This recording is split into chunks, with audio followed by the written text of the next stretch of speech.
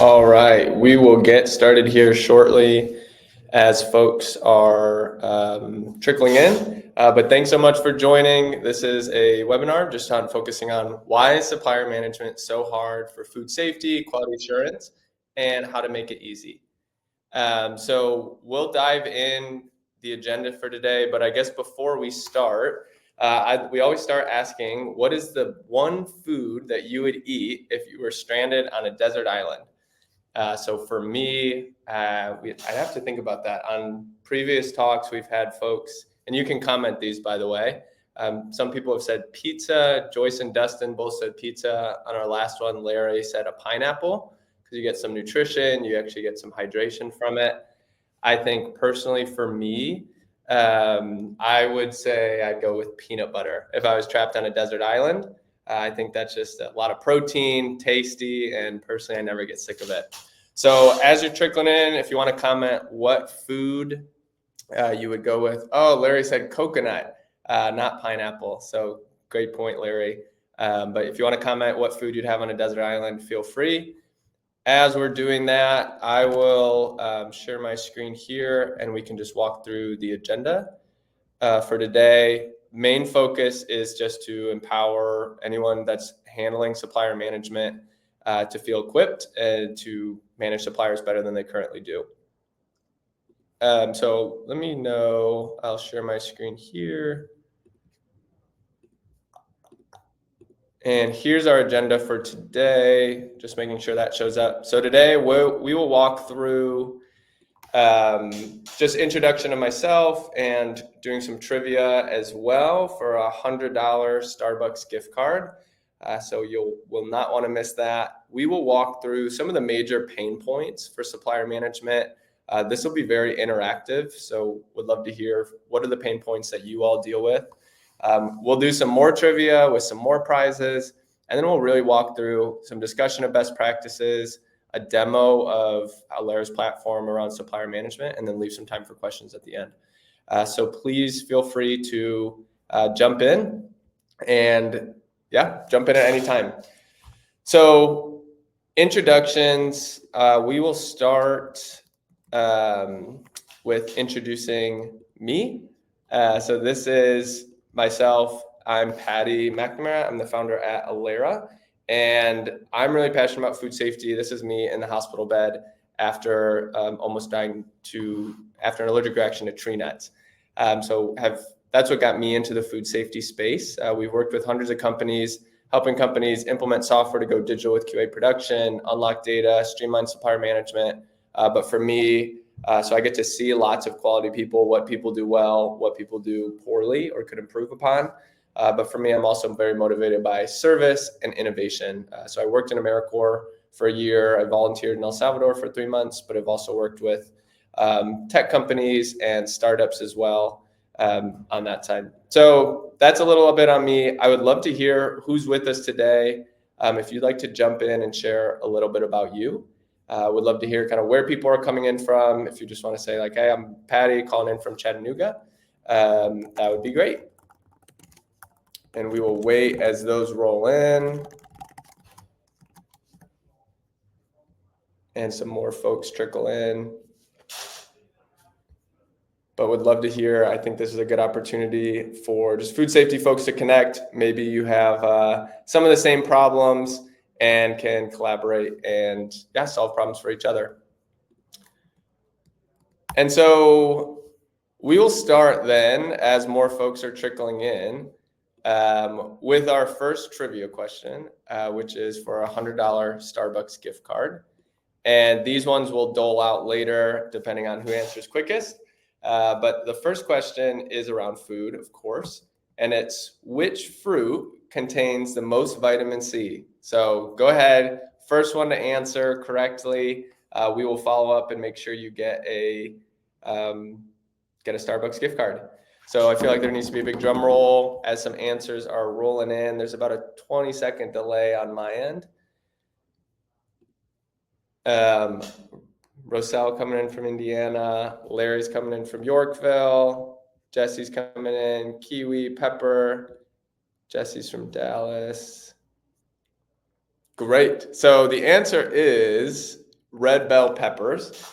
So we'll have to follow up. There are some answers fired in there, but the answer is red bell peppers. And yeah, so we'll be sending someone a Starbucks gift card. So I guess as we dive into the pain points around supplier management, we'd love to hear from everyone, like what for you all are the biggest pain points around supplier management? This is our nice little word collage. Feel free to comment anything in, is it supply chain complexity? Is it expired certifications? Maybe it's staying on top of regulatory requirements, audits. Just would love to hear from everyone. What are the biggest pain points that you're dealing with as far as managing suppliers goes? I think something we see the most on our end has to do with, first thing for quality folks is managing certifications. You're handling maybe 100 suppliers with dozens of documents that are constantly expiring. So managing certifications can be a huge pain. Another thing we see is unresponsive suppliers. So just seeing like, hey, we have to track down these suppliers, or the large companies take forever to respond. And then also making data-driven decisions. It's very difficult to unlock data around supplier management. So we see those as the same pain points, but now I'll put some in. Looks like Larry is saying that the pain point staying current, organizing paperwork. Jesse says getting responses from suppliers, and we'll see if any more roll in. But I'm sure if you're in quality, if you're in food safety on a day-to-day, or have dealt with these in the past, but always love to hear as well from folks. Maybe it's more on the supply chain side or operations. What's the pain point?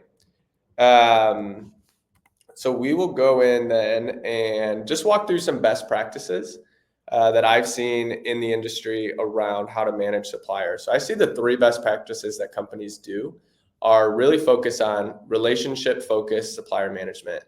So building relationships, data-driven supplier management, and then honestly, one of the biggest things is just establishing a system and building in frameworks to continue innovating and iterating to improve that system.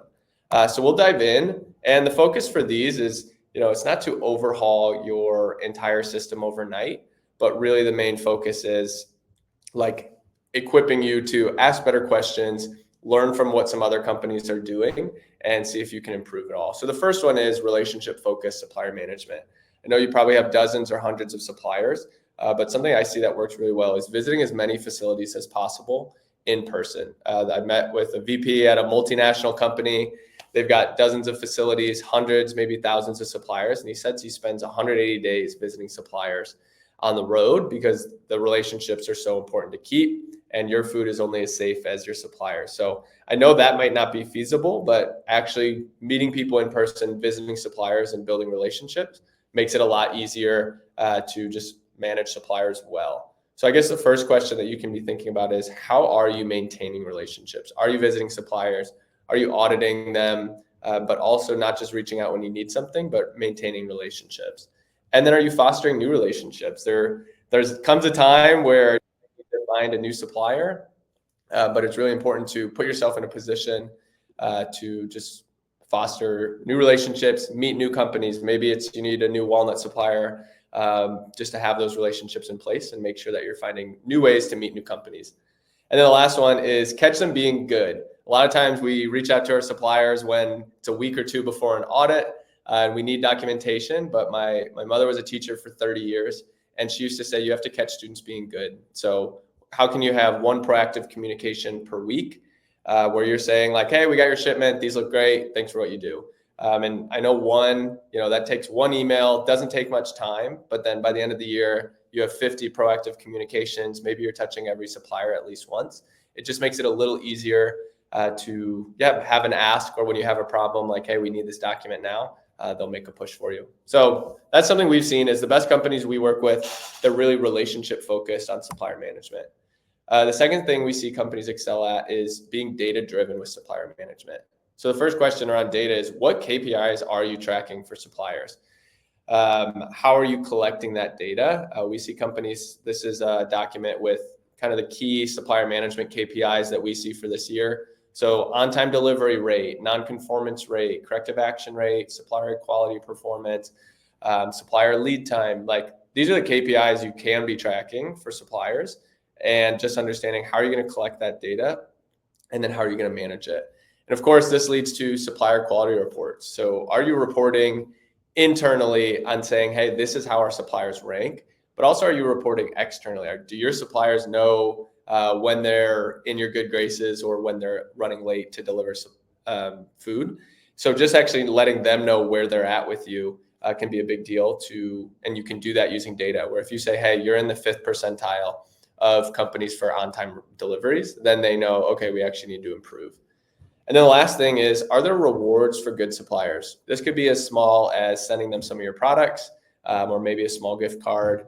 It could also be they get to a discount or something like that. But are there rewards in place for good suppliers? And then are there consequences for poor suppliers? So one company we work with, when their suppliers are high risk, they actually have to do another audit beyond just their typical audits that they go through. So if suppliers know, hey, if we score below this point, we have to have another audit, they're more likely to step up to the plate and do what needs to get done, whether it's supplying documentation or just being more communicative. The last thing is, I know this may seem simple, but is actually establishing a system, innovating on that system and iterating on it. And so I guess as we jump in, you have to ask yourself, what is your system? Are you using no system where it's kind of chaos right now and no one knows where the documentation is? Or using an Excel doc. Talked to a company today, they were using an Excel doc with conditional formatting to make it red, yellow, and green. Or using a portal like Allera just to stay on top of all your documentation. Another question that we can be asking is, what are your weaknesses in your systems? Are you missing automated notifications? Is it easy to onboard suppliers or to onboard new ones and then to collect all the information you need? And then are you actually automating any data related to KPIs? All of this is important stuff to ask and around innovating and iterating. Another thing you can do is, do you have a quarterly review for your system? And then, so every quarter we're looking at our system and seeing, hey, what can we do better? What are the weaknesses? Did we implement this weaknesses that we tried to address last quarter? And how can we just keep getting better? And then most importantly, are there ways to innovate supplier management to reduce costs to company? So if you can save hiring another person by implementing a supplier management system that's stronger, that can save the company. A lot of times we talk about the CEO's perspective, where what are the company goals? How are they trying to cut costs? And how can quality actually align with those wider company goals? So I'll stop there. That is kind of the broad overview of what we see companies doing really well. And then I think that would be a good time for our second trivia round. And of course, this question is, which state produces the most corn? This will be another gift card to Starbucks. So feel free to jump in, comment your answer, and we will see what states people are guessing.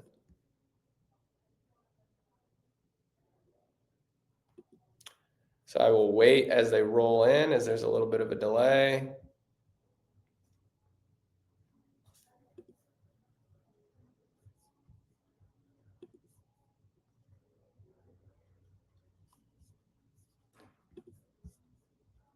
Oh man, broad stroke, we got Idaho, we got Illinois, we have Iowa.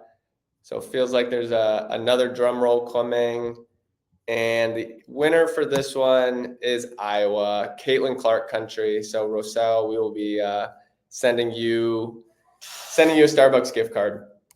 So that's kind of the last trivia. Really, at this point, we'd love to walk through kind of Allera's platform. As we see a lot of these pain points that we talked about already, we see that companies are really struggling to stay on top of suppliers. So our focus is to basically help companies automate supplier management, where we're taking your onboarding documents, we're putting them into our system so your suppliers can log right in. And then they'll upload their documents and put in expiration dates, so you can have automated notifications when things do expire, or like, hey, this is nearing expiration in 60 days, 30 days, and they'll get notified, just to make it easier to manage your supply chain. So I will share my screen here and walk through our platform. So I'll share my screen. So this is where you actually add your suppliers in. You can go in, add your supplier, choose what type of items they supply from you that you add, or what type of onboarding documents. So maybe this company is supplying us with vinegar powder, and then it automatically sends them the co-man onboarding document. You offer them their name or provide the name and email, and then onboard them. And then you can see after they receive those documents where they're at. So this palm oil supplier, for example, they've uploaded their co-man docs, their organic supplier onboarding, their palm oil certification. We're still missing their kosher certificate. And you can just keep track of where companies are at. And then when those documents are submitted, you can go in and actually see where they're at. So for example, Cheese Factory isn't missing any documentation. The organic meat producer, we have one file nearing expiration and one file is expired. So they'll be notified, and you can just see at a quick glance what files you need to track down. And what we find this is it actually brings some accountability to suppliers where they're getting notified ahead of time. So when you do get audited, you can say, hey, we've sent out these notifications to customers or suppliers to upload documentation. And it just makes a more streamlined process. Companies that use Allera are normally saving hours per day. Instead of going in every day, checking your supplier management doc on Excel, you're really just get at a quick glance, see what you're missing, and then you can send quick notifications here, as well as the ones that we already send automatically. So it really just streamlines the process and makes supply chain a lot easier. So of course, the title of this is, why is supplier management so hard for food safety and quality, and how to make it easy? And we see a lot of those best practices that we talked about. Can you be more relationship management focused on suppliers, building relationships proactively rather than reactively? Can you use data to make supplier management easier for the food safety and quality teams? And can you establish a system initially and then continue to innovate and iterate on that? And so hopefully at the end of this, you have a few better questions to ask, a few more tools in your toolkit to just automate supplier management and make it easier. So I'll stick around a little bit for time for questions at the end, but feel free to fire away. And thank you so much. And I'll add my link at the bottom of the calendar or at the bottom of the comments where you can book some time in my calendar if you'd like to learn more. So thank you everyone for joining. I'll stick around for a bit if anyone has any questions. So Roselle asked, is there a different notification for ingredients in the FTL list? Yes, so they'll get different, if they're supplying 15 ingredients to you, they'll do different onboarding documents for each ingredient so that you can have all the documentation that you need. Great question, Roselle.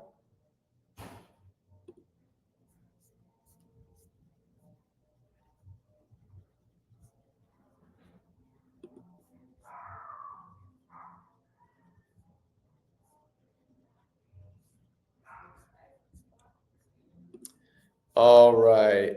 If there's no more questions, we will wrap it up and let everyone get some time back in your day. So thank you so much, everyone, for joining. And if you'd like to reach out and learn more, please do. Thank you.